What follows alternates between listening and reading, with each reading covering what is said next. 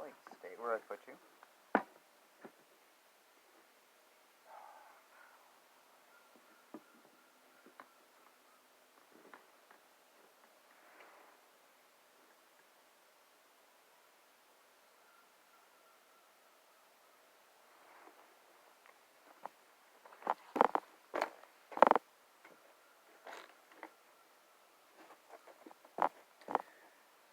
Alright, so this is a quick little video tutorial on Atlantis, the C# Mago style didgeridoo, made from Kochi Stronghold agave, a little shadowkite, a little bit of beautiful resin inlay, connected to a manzanine mouthpiece.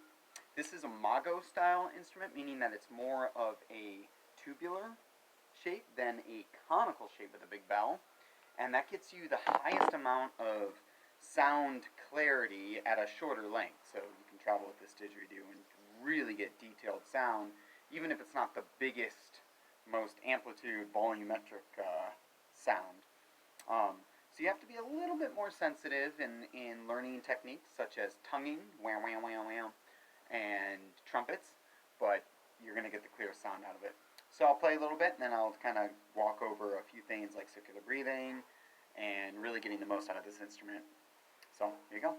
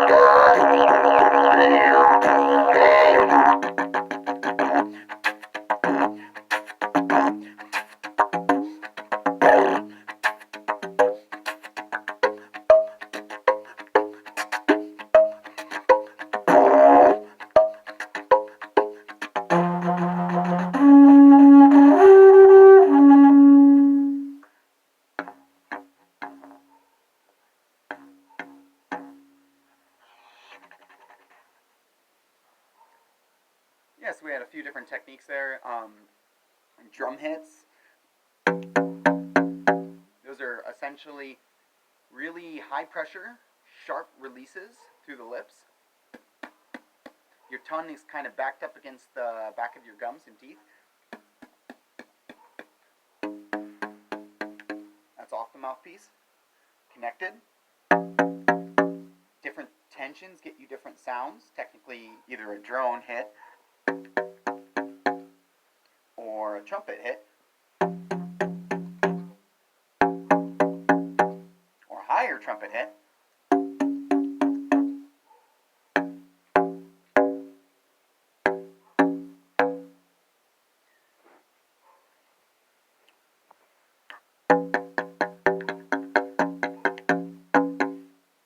So you get the kind of the percussion stuff. Anything off the mouthpiece is called air code. You want to get the bell off the ground any way you can. On the ground is going to kind of deaden the air code, and also play around with outdoor spaces. Indoor spaces can be kind of funky with acoustics, but it's really fun to play with. It's kind of relative to beatboxing, but not really.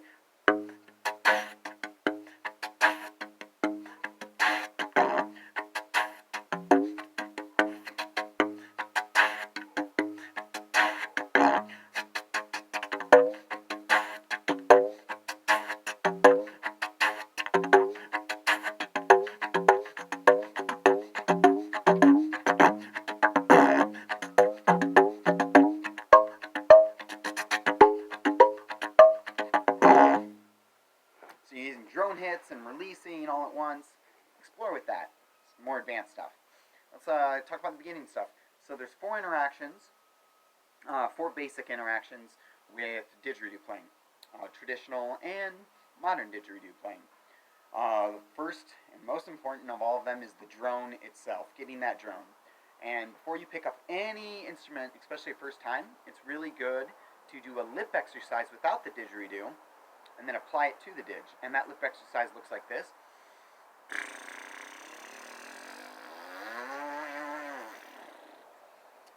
And so you're going from a loose flapping lips to a tight flapping lips, back and forth. And what that is that's getting different drone impedances. So say from low A to high G. And you're going to find the drone of any instrument you pick up. So if I just practice that, gets my muscles warmed up, apply that to the didge.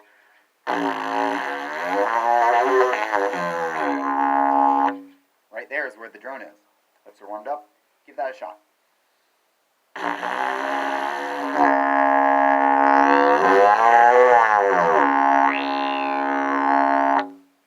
So that's a good way to find the drone. So, you're going to focus on trying to get the most out of your lips. So practice is going to make perfect. You have 8 muscles right here in your lips. And they're symmetric on either side. And so whether you play side and only have to harmonize those 4 muscles over here, or play front and harmonize 8 muscles, it's really a thing of preference. No more into that another time.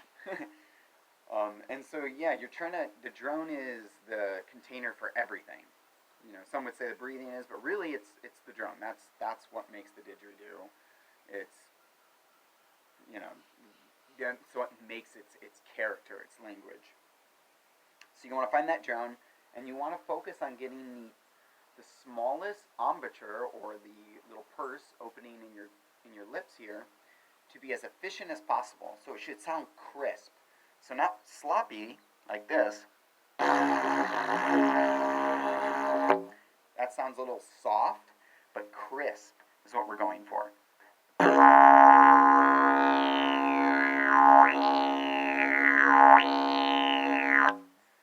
And all the other 4 interactions are going to back up and help that drone. That's the base of all the others.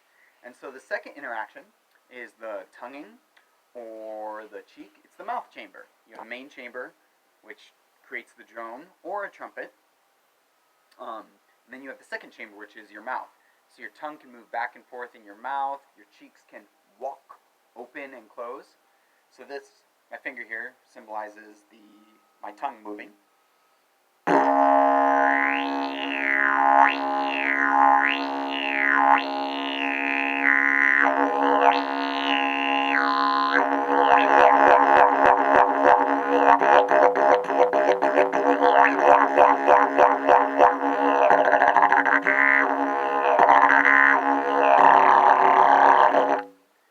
So I have my tongue moving and my cheeks walking. I was doing it in scales.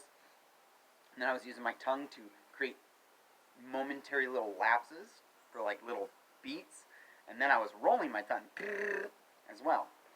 So that can build into really changing the pressure dynamic inside your body, inside your mouth, to get even more out of that drum. Practice that. Another thing you can do is, work on exploring all the different things you can do with your mouth. See what works, see what doesn't. Drop the jaw just a little bit. See what that does.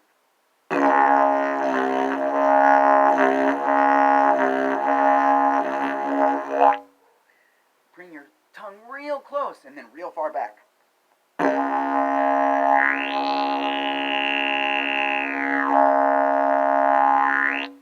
An important thing here is that this is called a hard tonguing technique. And so what that means is that your tongue's floating and it feels kind of hard, like a contracted muscle in the middle of your mouth. And it's actually vibrating at an overtone of the drum. and each and every Didge has its own overtones. This one's C sharp as a bass drone, and then the overtones can be isolated and described as trumpets. So this one goes C sharp, F, C sharp, and then some others. Yoon, main drone. Yoon, overtone. Overtone. And so that overtone is going to shine out brightest in your tonguing techniques, and then the third interaction, your vocals as well.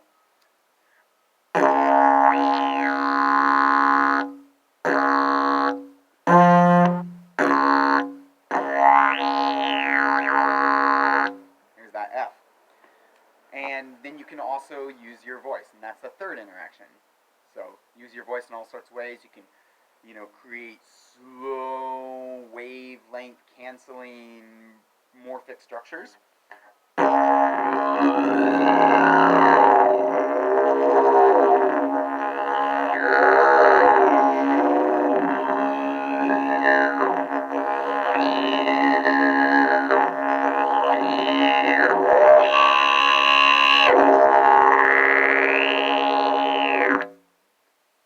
So that'd be more like legato. But you can do more staccato stuff, animal sounds, and, kind of more like electronic sounding stuff. And I'll show you what that looks like without the didgeridoo too, which is kind of silly.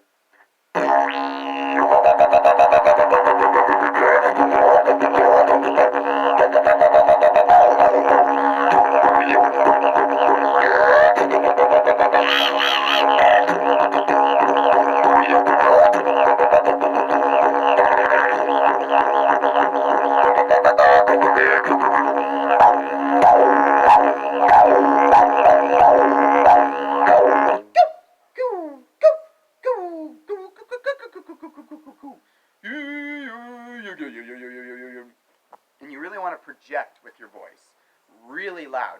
You want it to really be punctual and expressive.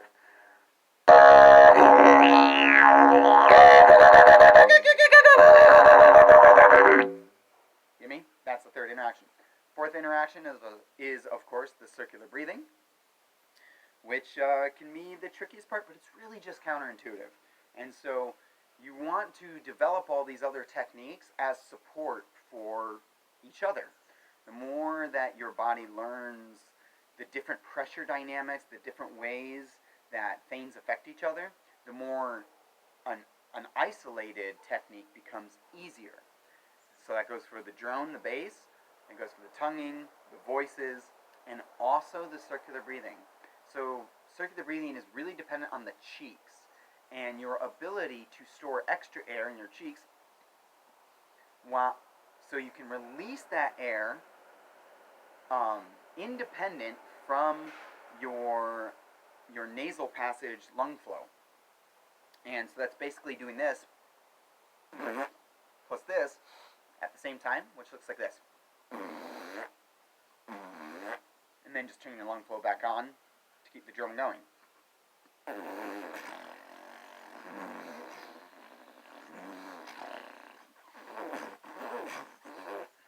It's easier with the didgeridoo, actually. But you can practice it while you're driving anywhere. So you're not actually blowing air from your lungs out through your cheeks. You're letting your cheeks be inflated as if holding your breath with a big old bubble, squeezing, letting them release, and that gives you a moment to take an in-breath with your nose.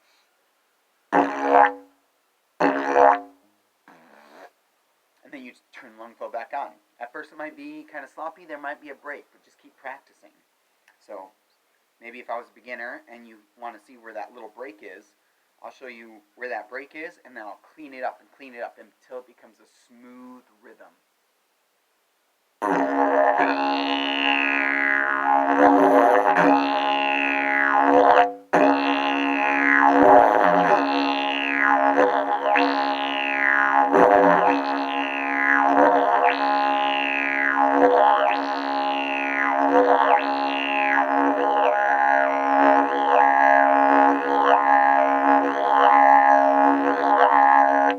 So get a closer view of this.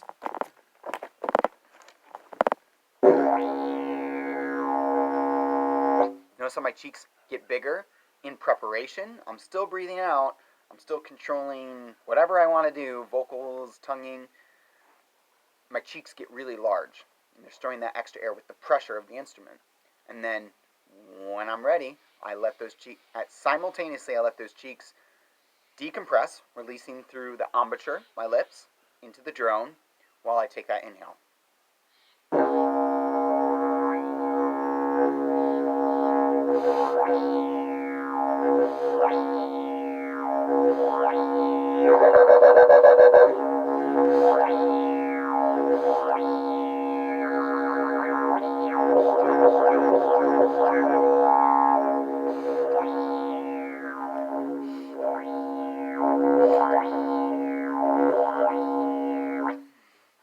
And that's basically the 4 interactions of didgeridoo. You can mix them up. You can take pauses. Don't get discouraged if you don't get the circular breathing for a week or a year. There's so much you can do with this instrument, even without it. Getting into all the percussion stuff, and really take your time to learn where those acoustics lie and how to manipulate them, and you'll just fly with this thing. So, a little song for you, and then we'll end this little tutorial.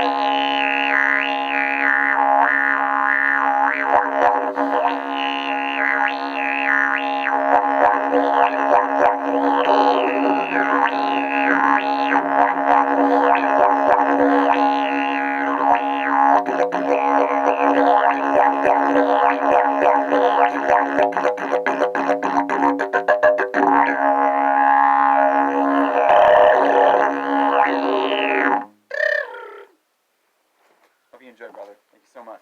Atlantis.